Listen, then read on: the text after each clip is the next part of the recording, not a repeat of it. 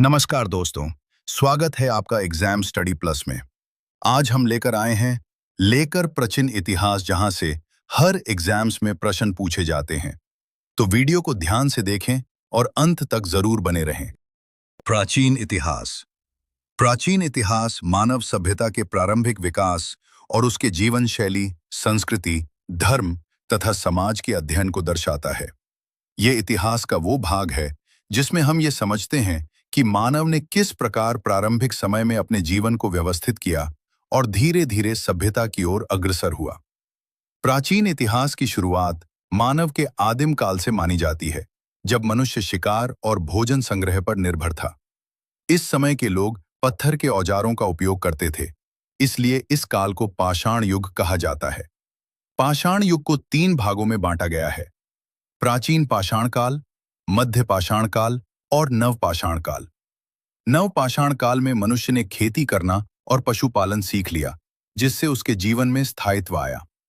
इसके बाद विश्व की सबसे प्राचीन सभ्यताओं में से एक सिंधु घाटी सभ्यता का विकास हुआ। ये सभ्यता लगभग 2500 ईसा पूर्व में विकसित हुई थी। इसके प्रमुख नगर हड़प्पा और मोहनजोदड़ो थे। इस सभ्यता की विशेषता इसकी सुव्यवस्थित नगर योजना, पक्की सड़कों, जल निकासी व्यवस्था और विशाल भवनों में देखने को मिलती है। यहाँ के लोग व्यापार करते थे और उनकी लिपि आज भी पूरी तरह पढ़ी नहीं जा सकी है। सिंधु घाटी सभ्यता के बाद वैदिक काल का आरंभ हुआ। इस काल में वेदों की रचना हुई, जो हिंदू धर्म के प्रमुख ग्रंथ हैं। वैदिक काल को 2 भागों में विभाजित किया जाता है: ऋग्वैदिक काल और उत्तर वैदिक काल। इस समय समाज में वर्ण व्यवस्था का विकास हुआ और लोगों का जीवन कृषि तथा पशुपालन पर आधारित था। धर्म और यज्ञों का विशेष महत्व था। इसके बाद भारत में महाजनपदों का उदय हुआ। लगभग 600 ईसा पूर्व में 16 महाजनपद थे, जिनमें मगध सबसे शक्तिशाली था। इसी काल में 2 प्रमुख धर्मों, बौद्ध धर्म और जैन धर्म का उदय हुआ। महात्मा बुद्ध और भगवान महावीर ने सत्य, अहिंसा और सदाचार का संदेश दिया, जिससे समाज में नैतिकता और शांति का प्रसार हुआ। मौर्य साम्राज्य प्राचीन भारत का सबसे बड़ा और शक्तिशाली साम्राज्य था।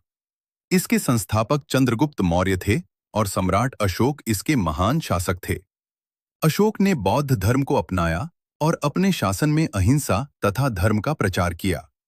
उनके द्वारा बनवाए गए स्तंभ और शिलालेख आज भी इतिहास के महत्वपूर्ण प्रमाण हैं। प्राचीन भारत में शिक्षा, कला, विज्ञान और साहित्य का भी अत्यधिक विकास हुआ। तक्षशिला और नालंदा जैसे विश्वविद्यालय विश्व प्रसिद्ध थे। गणित, खगोल विज्ञान और चिकित्सा के क्षेत्र में भी महत्वपूर्ण प्रगति हुई। अंततः प्राचीन इतिहास हमें यह सिखाता है कि मानव ने कठिन परिस्थितियों में भी अपने ज्ञान, परिश्रम और प्रयास से एक उन्नत सभ्यता का निर्माण किया। यह हमारे वर्तमान और भविष्य को समझने के लिए अत्यंत महत्वपूर्ण है।